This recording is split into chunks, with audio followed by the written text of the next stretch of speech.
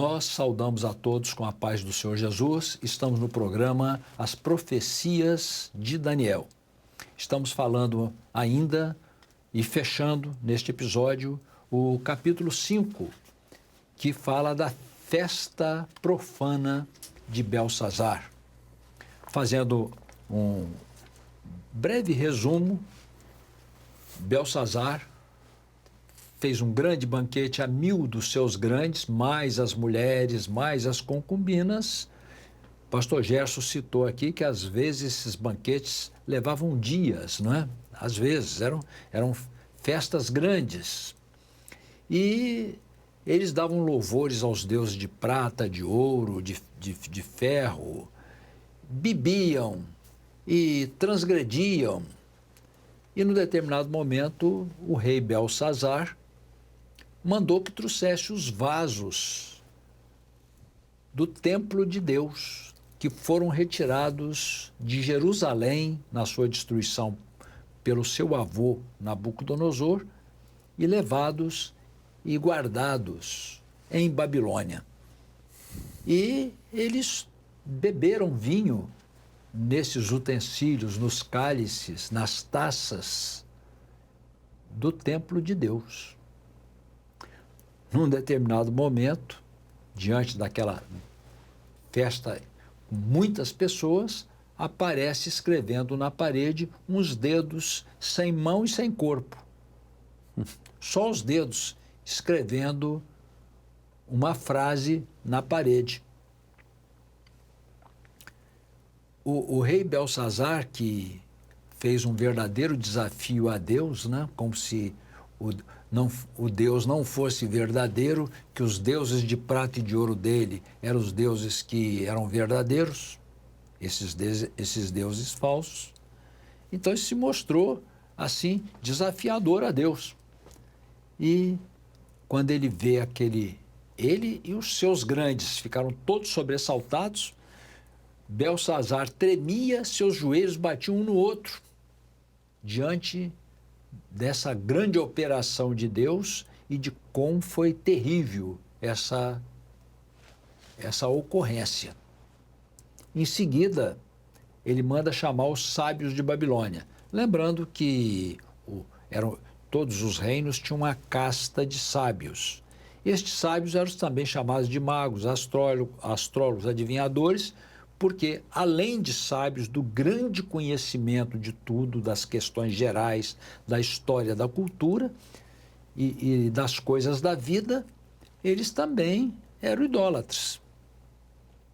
Tinham outros deuses e faziam adivinhações mesmo, não é? Então, o rei mandou chamá-los. Por certo, eles vão dizer o que é isso que aconteceu aqui, essa visão que espantou a todos, todo mundo tremendo diante daquilo que aconteceu, e chamaram, mas eles não souberam ler nem dar a interpretação. Então, a mãe de Belsazar, que era filha de Nabucodonosor, um parentezinho, uma lembrança que já foi falada, eles costumavam chamar de pai, o descendente chamava o antecedente de pai, mesmo que fosse avô, que era o caso. Nabucodonosor era chamado de Belsazar, mas chamava seu pai Nabucodonosor. Mas, na verdade, era avô dele e ele era neto de Nabucodonosor, filho da filha de Nabucodonosor, que era chamada a rainha-mãe. Ela entra ao rei, pastor Gerson, que está aqui presente. Pai do Senhor, pastor Gerson. Pai do Senhor, pastor Antônio Carlos, Pai do Senhor aos irmãos que estão sempre conosco. Pastor Gerson lembrou aqui que entra perante o rei a rainha, a mãe dele, quer dizer, ela não estava na festa. Nem Daniel estava nessa festa, evidentemente. E ela diz, existe no teu reino um homem dos cativos de Judá, que nos dias do seu pai se achou nele sabedoria e o Espírito de Deus. E ele tem capacidade de resolver questões, dissolver dúvidas e decifrar enigmas. Nos dias de seu pai, ele fez isso. mande chamá-lo. E ele chama Daniel. Então Daniel dá a interpretação. Mas antes de dar a interpretação, ele profere uma mensagem ao rei Belsazar, dizendo que nos dias do seu avô, Nabucodonosor, ele participou de certas ocasiões onde Deus se manifestou. E que Nabucodonosor, que era o rei dos reis, foi tirado do seu reino e colocado como animal. Perdeu o discernimento, o entendimento, tipo uma loucura. E passados 7 tempos, que não se tem precisão, não se sabe quanto tempo foi, ele levantou os olhos ao céu e entrou nele o entendimento, vieram os seus capitães, o levaram de volta, ele voltou ao seu reino e o reino até aumentou. E ele escreveu a todo o seu reino glorificando o Deus de Daniel, um único Deus verdadeiro que tem poder para remover reis e tirar o homem simples do chão e estabelecer como rei. Ele é o Deus de toda a terra. E que Belsazar, sabendo disso, não se humilhou e fez um banquete, usou os utensílios do templo, desafiou a Deus e deu louvores aos deuses de prata, de ouro, de ferro e de madeira. Então veio o juízo sobre Belsazar. Nós pretendemos aqui, hoje, estudar a forma profética. Qual a mensagem profética que essa passagem da festa de Belsazar tem para os nossos dias? Mas nós podemos também, pastor Gerson, falar um pouco do que aconteceu fisicamente. Naquela mesma noite foi morto Belsazar, né? Uhum. Aliás, quando ele chama Daniel, ele exalta a sabedoria de Daniel, que deu a interpretação. Ele disse que ele colocou uma veste de púrpura e diz que ele seria o terceiro dominador, tal, e no entendimento de que ainda ele duraria muito tempo, né? Naquela mesma noite ele foi morto, porque os medos e os persas tomaram o reino e entraram na cidade de Babilônia. Quer fazer algum comentário, pastor Jesus? Dentro desse assunto, é importante que os irmãos saibam como foi feita essa conquista. Sim. Porque foi uma coisa muito interessante. Os irmãos sabem que os muros de Babilônia tinham... Foi dito isso no episódio anterior, não é? Pode repetir, que eu acho que é interessante. 100 metros, 100 metros de altura, praticamente, um edifício de 30 andares e 25 metros de largura, dava para passar duas carruagens sobre o muro, né? Os muros que cercavam a cidade. Mas o que aconteceu naquele momento é que a cidade já estava cercada pelo general Ciro. Não é? E a estratégia usada foi muito importante, muito interessante. Os livros de história falam isso, né? O general Medo-Persa desviou o curso do rio, né? O rio Eufrates, né? Era o rio Eufrates. Pastor Gerson,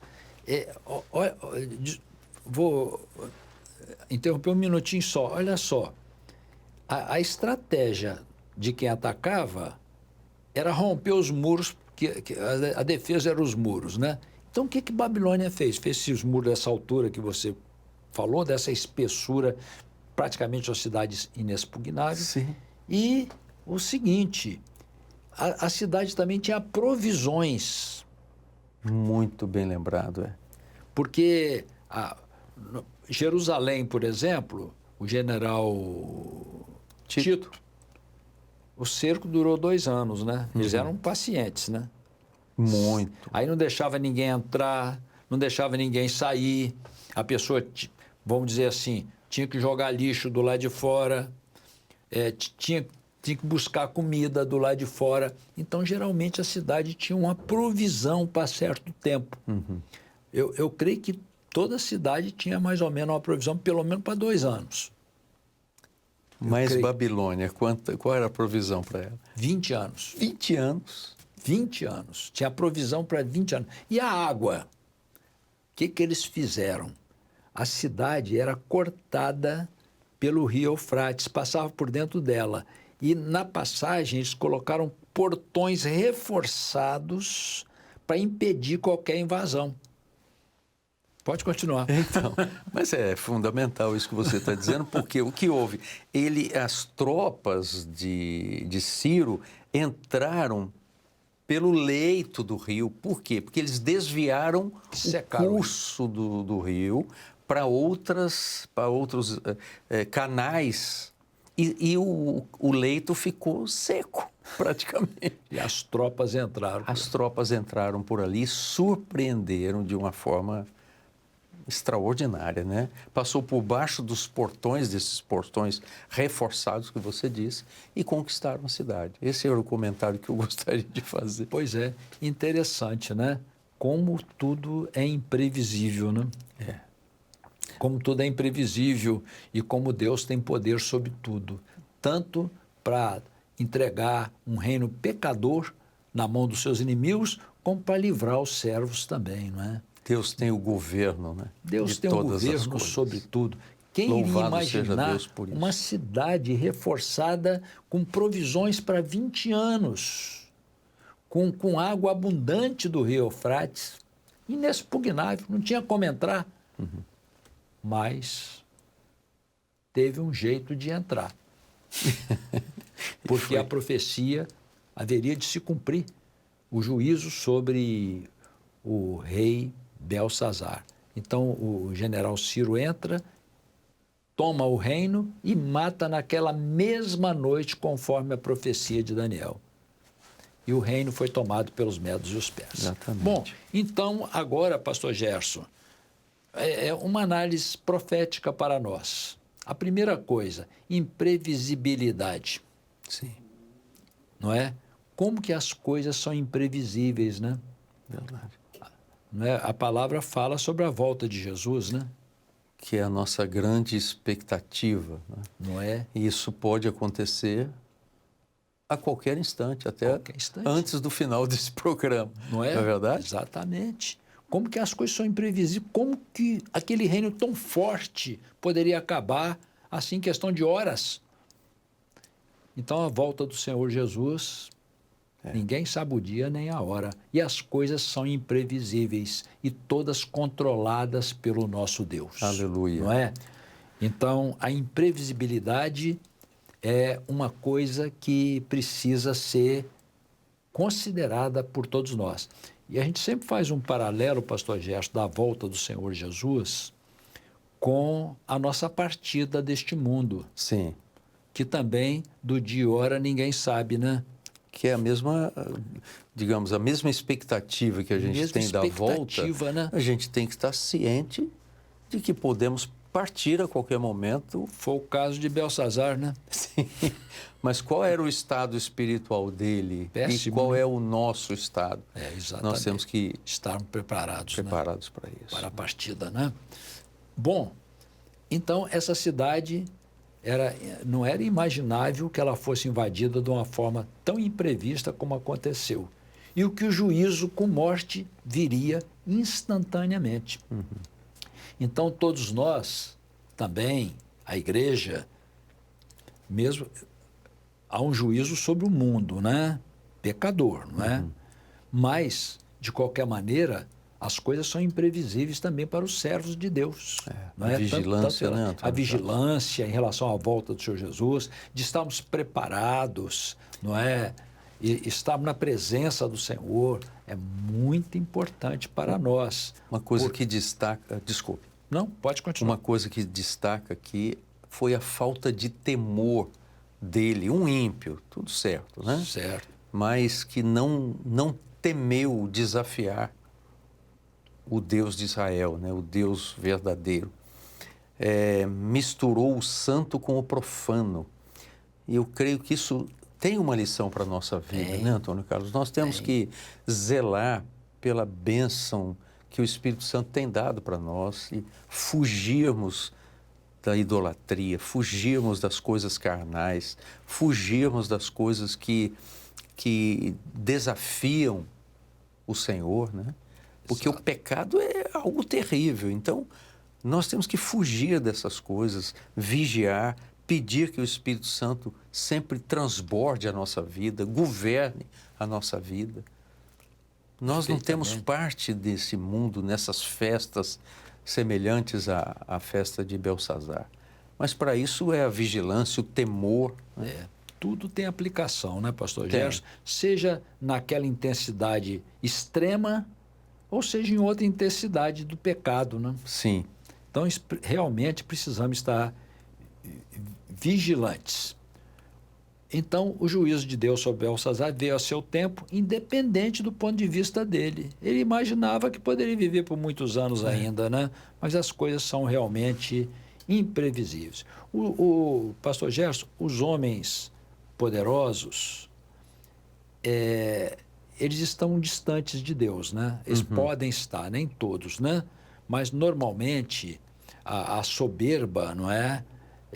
Ela provoca um juízo muito grande, porque os poderosos, que têm muita coisa na mão, como o rei, né? Têm a tendência de serem arrogantes. presunçosos, né, jactanciosos, como diz a Bíblia, e achar que eles jamais vão passar. Esse detalhe que você falou ele jamais podia imaginar que seria naquela noite. Nunca ia Ó, imaginar. fica aqui, você vai ser o terceiro do reino, vamos continuar a governar. Não é? Então, o homem que tem poder nas suas mãos, distante de Deus, ele acha que nunca vai morrer. Ele acha que nunca vai passar, ele sempre vai ter aquele poder nas mãos. E isso é muito sério. E, pastor Gerson, e a aplicação para nós nesse sentido, não é? Nós também precisamos estar vigilantes, humildes na presença de Deus, Humildes. não é verdade? Sabendo que nossa vida é passageira, É um sopro. é um sopro, somos temporários, somos passageiros, a vida é um conto ligeiro, né? Verdade. Nós voamos, passamos todos rapidamente. Então, os homens poderosos são confiantes nas suas riquezas, no seu poder, são inclinados à idolatria e à vida desregrada, não é? O cuidado nosso, hein? Ah, muito. Cuidado nosso, hein? Mas o nosso Deus pesa os homens na sua balança. Porque a palavra foi pesado foste na balança, né? Balança de Deus, né? Deus tem sua balança. Deus sabe contar, sabe pesar e sabe dividir.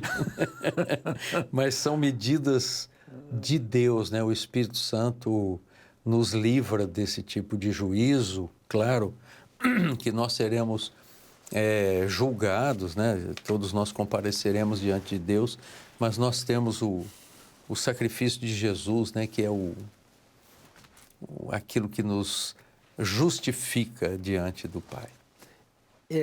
Lembramos aqui que, pastor Gerson, que Daniel, até então, no reino de Belsazar, ele estava esquecido, né? Sim.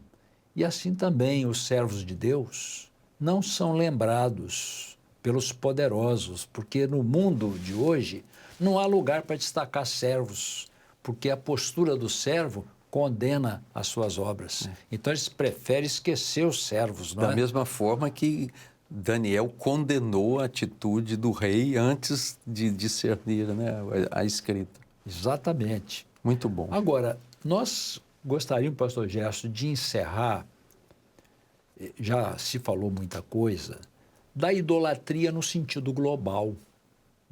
Quando a idolatria toma uma forma, porque isso existe nos dias presentes, uma forma de religião. Sim, instituição. Não é verdade? Uma instituição, porque o cristianismo viveu uma grande parte contrário a Deus em nome de Deus. Sim. Não é? E vamos dizer assim, a religião que caminha em nome de Deus, sem ter Deus, biblicamente ela tem um nome, que é o nome da cidade de Belsazar. É a Babilônia, É a né? Babilônia. E a Bíblia se refere a isso profeticamente. Se refere profeticamente, onde nós temos que ter o cuidado para não estarmos envolvidos nessas coisas, envolvidos na idolatria, envolvido nas festas profanas, porque tem um juízo sobre esse tipo de procedimento, Exatamente. que a Bíblia chama de Babilônia, Sim. não é? De uma forma muito simples estamos falando, né, pastor Gerson? O assunto não é esse, né? Mas vale citar porque estamos falando de Babilônia. Estamos falando de Babilônia. Profeticamente, a Babilônia do Novo Testamento está claro lá em Apocalipse, né? Está claro em Apocalipse, dizendo que ela se diz representante de Deus, mas Deus não está nela. Ao contrário, ela está dentro da festa profana de Belsazar. Com o nome de Deus, usando no seu culto os elementos de Deus, no seu culto profano, não é verdade? Idólatra. As taças do templo. Sim. Um falso sacerdócio, sim, não é verdade? Usando o nome de Deus, usando os elementos da palavra de Deus, mas totalmente contrário a Deus. Então, nós temos também o exemplo de Belsazar, figura muito bem. Estamos longe da idolatria, estamos longe da adoração a outros deuses, o temor que é devido a Deus, a nossa humildade diante de Deus e nos afastar dessa festa idólatra. Parecia um culto. Parecia um culto. Mas era uma festa idólatra. Não é? Ofensiva ao Deus verdadeiro e que Deus não suportou aquilo. Chegou no limite de Deus, assim como vai acontecer com a Babilônia. É o juízo sobre aqueles que procedem dessa forma. E há uma palavra do Senhor. Pode citá-la? Sai dela, povo meu, é essa. Sai dela, povo meu, um conselho do Espírito Santo ao povo de Deus. Que coisa, né? Graças a Deus. Que capítulo maravilhoso. Maravilhoso. Quantas lições históricas importantes para os irmãos. Acho que vale a pena os irmãos se aprofundarem nessas informações básicas, né, que estamos oferecendo, mas se aprofundarem mais ainda na leitura, no estudo desse livro maravilhoso e extrair dele essas lições proféticas gloriosas. Muito bem. Então, aqui, nossos irmãos que nos acompanham, e nós encerramos aqui este capítulo da festa licenciosa de Belsazar e do juízo que aconteceu sobre ele, que é o capítulo 5. No próximo episódio, estaremos entrando no capítulo 6, que fala, conhecido, né, como Daniel na cova dos leões. Muito bom. Então, aqui, encerramos esse episódio agradecendo a presença do pastor Gerson. Eu que agradeço, Antônio Carlos, é uma alegria, um prazer estar aqui, nosso velho amigo, né? E também estar presente aqui na TV Manaim. A todos, a paz do Senhor. E também nos despedimos dos irmãos com a paz do Senhor. Até o próximo episódio.